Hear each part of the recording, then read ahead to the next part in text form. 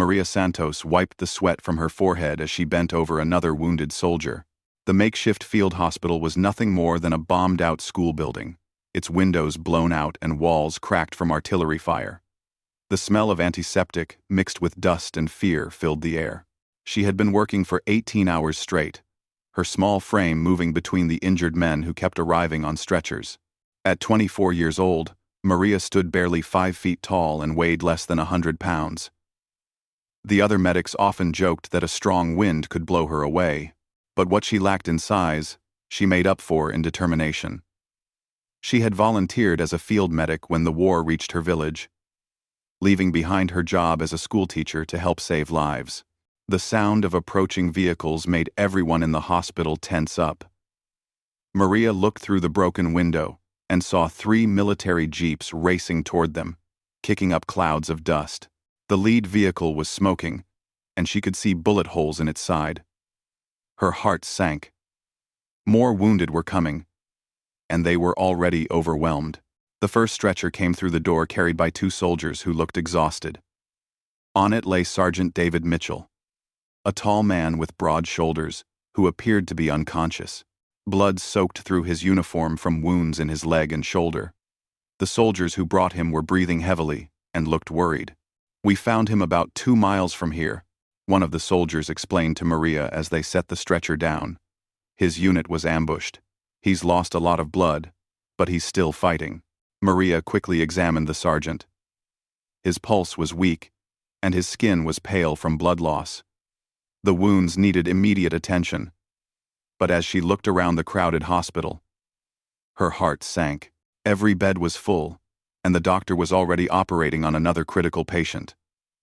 There were no supplies left for major surgery. "Dr. Williams is busy with the colonel," the head nurse whispered to Maria. "This man needs surgery now, or he won't make it through the night." Maria felt a cold fear grip her chest. They were in an impossible situation. The sergeant needed advanced medical care that their field hospital couldn't provide. The nearest proper hospital was in the town of San Rafael, but that was 3 miles away through dangerous territory. The roads were controlled by enemy forces, and no vehicles could make the journey safely. She knelt beside the sergeant and noticed his eyes flutter open for a moment.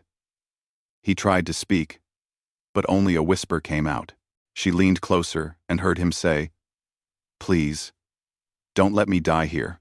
Those words hit Maria like a punch to the stomach.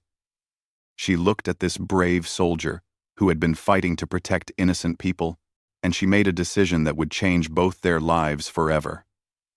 If the hospital couldn't save him, she would find another way. "We need to move him," Maria announced to the room. "Move him where?" asked the head nurse. "There's nowhere safe to go." "San Rafael," Maria replied firmly. "They have a real hospital there with proper surgical equipment." "Are you crazy?" one of the soldiers said. "That's 3 miles through enemy territory. No vehicle can make it. And even if it could, he'd die from the bumps and blood loss during the ride." Maria looked down at the sergeant again. His breathing was getting weaker. She knew that staying here meant certain death for him, but taking him to San Rafael seemed impossible too. The roads were too dangerous for vehicles, and the rough terrain would kill an injured man. Then an idea formed in her mind. It was crazy, dangerous, and probably impossible. But it was the only chance the sergeant had. She would carry him to San Rafael herself, on foot, through the hills where vehicles couldn't go. "I'm taking him myself," she declared. The room fell silent. Everyone stared at Maria as if she had lost her mind. The head nurse shook her head sadly. "Maria, you're a wonderful medic, but you can't carry a man his size 3 miles. He weighs twice what you do. And even if you could, the enemy patrols would spot you." "The hill paths are safer than the roads," Maria replied, her voice steady despite the fear in her heart. "I know those trails like the back of my hand. I grew up in these mountains." She began gathering medical supplies, bandages, and pain medication. Her hands moved with purpose as she prepared for the journey that everyone thought was impossible. The sergeant's eyes opened again, and this time he seemed more alert. "What's happening?" he whispered. "We're getting you to a real hospital," Maria told him gently. "Just hold on a little longer." "How?" he asked, confusion evident in his voice. Maria looked into his eyes and saw both hope and fear. She knew her next words would sound unbelievable to him. "I'm going to carry you there." The sergeant's eyes widened in disbelief. He looked at Maria's small frame and then at his own large body. "That's impossible. You can't." "Watch me," Maria interrupted with a small smile. "I've been told I can't do lots of things in my life. But here I am." She began fashioning a special carrying device using rope and canvas from the medical supplies. The other medics watched in amazement as she worked with skilled hands, creating something that could distribute the sergeant's weight across her back and shoulders. It wasn't perfect, but it might work. As she worked, Maria thought about her grandfather, who had taught her to hunt in these mountains when she was a child. He always said that strength came from the heart, not the muscles. She remembered carrying deer through these same hills when she was just a teenager, finding ways to move weights that seemed impossible for someone her size. The sergeant watched her preparations with growing amazement. Despite his pain, he found himself believing that this small woman might actually be able to do the impossible.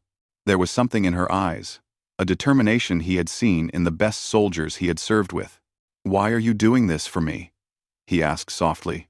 Maria paused in her work and looked at him.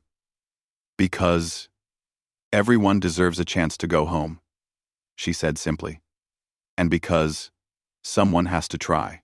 As the sun began to set, painting the sky in shades of orange and red, Maria made her final preparations. She knew that once they left the relative safety of the field hospital, there would be no turning back. The journey ahead would test every limit of her strength and endurance. But looking at the sergeant's face, she knew she had no choice. She was his only hope. The first step was the hardest. Maria carefully helped the sergeant onto her back, using the makeshift carrying system she had created. His weight nearly knocked her to the ground immediately. She gritted her teeth and adjusted the straps, feeling his bulk settle across her shoulders and back. Every muscle in her body screamed in protest. "This is insane," the sergeant whispered, his voice filled with pain and worry. "Put me down. I won't let you kill yourself trying to save me." "Too late now," Maria replied through gritted teeth. She took one careful step, then another. Her legs shook under the combined weight, but she didn't fall. "We're doing this." The other medics gathered around the entrance of the field hospital, watching in stunned silence as Maria began walking toward the mountain path. Each step looked painful, and several times it seemed like she might collapse. The first mile was through familiar territory near the village where Maria had grown up. She knew every rock and tree, every safe path through the hills. But carrying the sergeant's weight made everything different.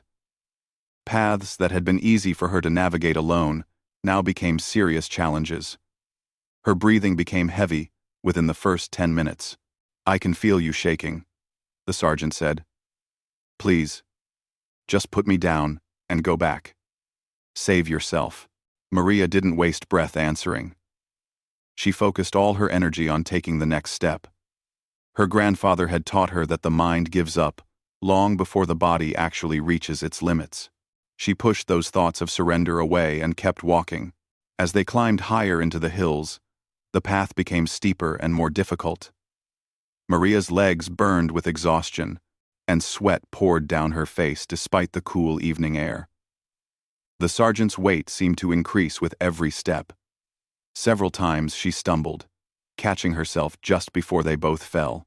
During one particularly difficult climb, Maria had to stop and rest against a large boulder. Her whole body was trembling, and she could barely catch her breath. The sergeant felt her struggle and spoke softly. "What's your name?" he asked. "Maria," she gasped. "I'm David. And Maria, you're the bravest person I've ever met." She smiled despite her exhaustion. "Save the compliments for when we reach the hospital." As they continued, David began talking to help distract both of them from the pain and fear. He told her about his family back home, his wife Sarah, and their 2 young children. He spoke about his farm and how he planned to teach his kids to ride horses when he returned. Maria found that listening to his stories helped her forget about the weight on her back. "What about you?" David asked. "Do you have family?" "My parents died when I was young," Maria replied, between heavy breaths. "My grandfather raised me. He taught me that when someone needs help, you help them, no matter what." "He sounds like a wise man." "He was. He died last year, but I still hear his voice sometimes, especially when things get difficult." As if summoned by her words, Maria could almost hear her grandfather's voice, encouraging her to keep going. She remembered him saying that true strength wasn't about muscle, but about refusing to quit when others were counting on you. The second mile brought new challenges.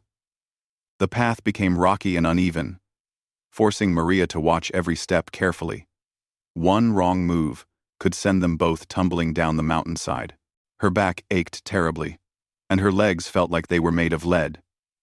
But she noticed that David's breathing was becoming steadier, which gave her hope that he was getting stronger. "How much farther?"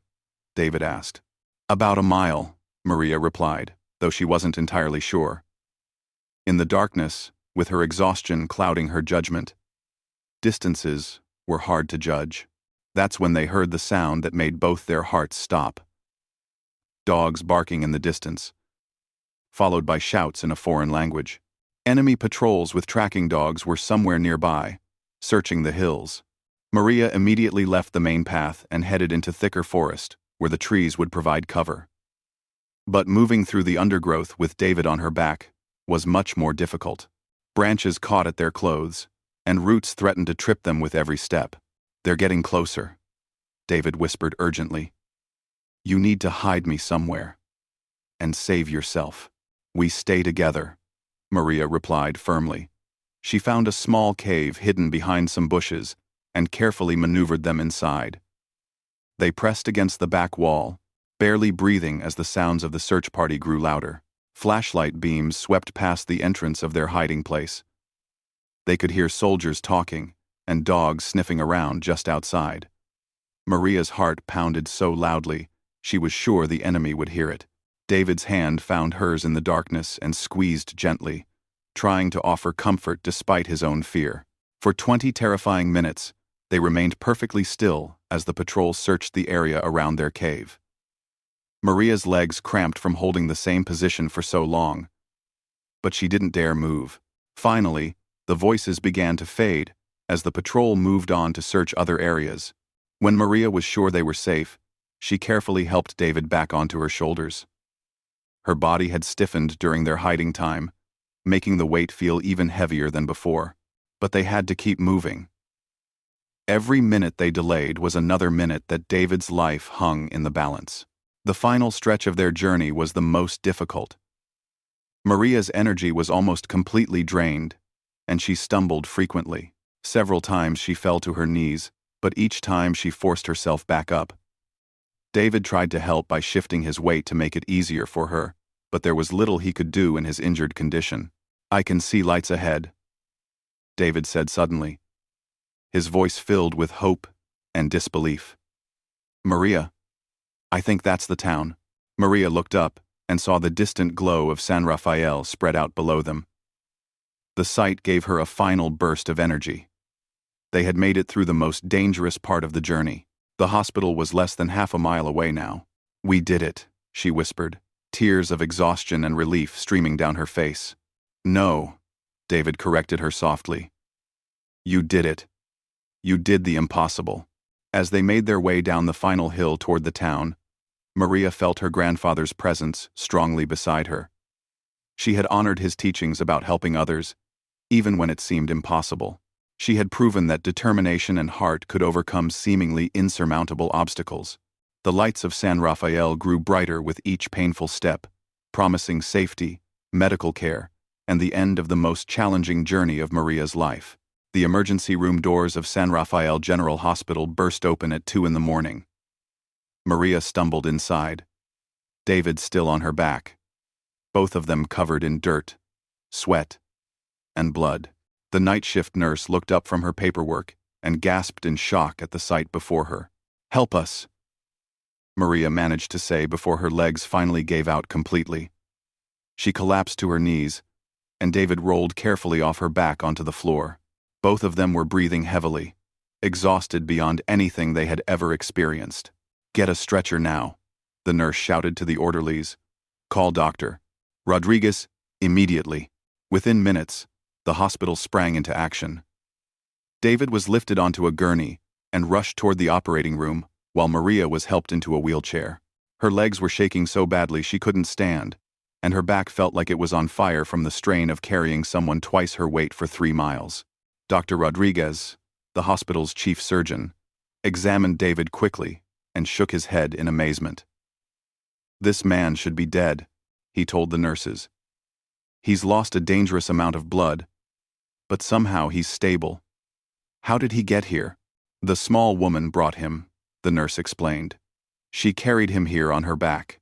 The doctor looked over at Maria sitting in the wheelchair, taking in her tiny frame and exhausted state. "That's impossible. No one could carry a man his size that far." "Tell that to her," the nurse replied. As David was prepared for surgery, he grabbed Maria's hand weakly. "Thank you," he whispered. "I owe you my life." "Just get better," Maria replied with a tired smile. The surgery took 4 hours. Maria refused to leave the hospital during that time, despite the doctor's suggestions that she go home and rest. She sat in the waiting room, every muscle in her body aching, but unable to relax until she knew David would be okay. Nurses brought her food and coffee, amazed by what she had accomplished. When Dr. Rodriguez finally emerged from the operating room, he was smiling. "He's going to make it," he announced. "We removed the shrapnel from his shoulder and leg, repaired the damaged blood vessels, and gave him several transfusions. He'll need time to recover, but he should make a full recovery." Maria felt tears of relief stream down her face. All the pain, exhaustion, and fear had been worth it. She had saved a life.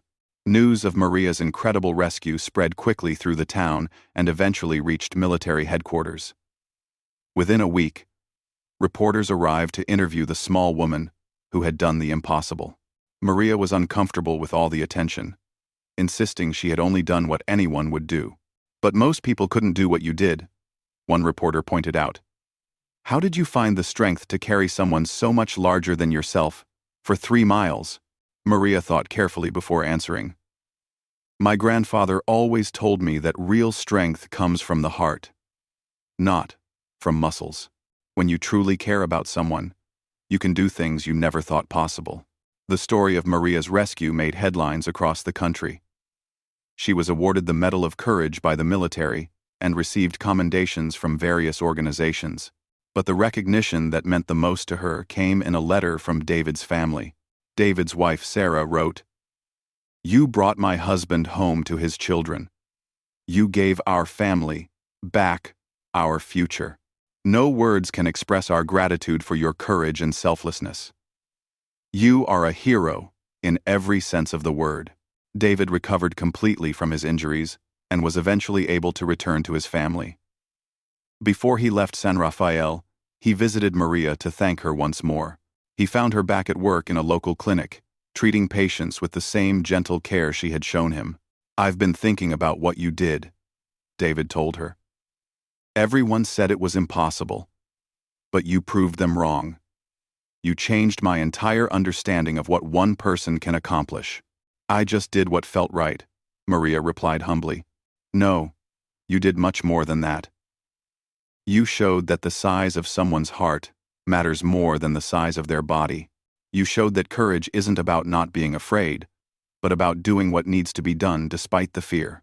Years later, Maria continued working as a medic, saving lives and helping others. She never married, dedicating her life to serving those in need. She kept David's family photo on her desk, a reminder of why her work mattered. David returned to his farm and raised his children with stories about the brave woman who had saved their father's life. He taught them that heroes don't always look like what you expect, and that the most powerful force in the world is someone who refuses to give up when others are counting on them. The path that Maria had taken that night became known locally as Hero's Trail. Young people from the village would hike it to test their endurance, but none ever attempted to carry the kind of load that Maria had managed. The trail served as a permanent reminder that ordinary people can achieve extraordinary things when they find the strength to push beyond what seems possible.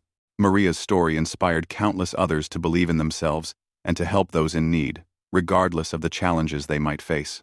She had proven that when someone truly needs help, there is always a way to provide it, even when everyone else says it can't be done. In the end, Maria's greatest achievement wasn't just saving one soldier's life. She had shown the world that the human spirit, when fueled by compassion and determination, knows no limits. She had carried more than just David Mitchell for 3 miles that night. She had carried hope, proving that miracles happen when ordinary people decide to do extraordinary things. The small woman who everyone thought would give out had instead given everything she had to save a life. And in doing so, she had given the world a powerful reminder that heroes come in all sizes, and that the greatest strength of all is the willingness to never give up on another human being.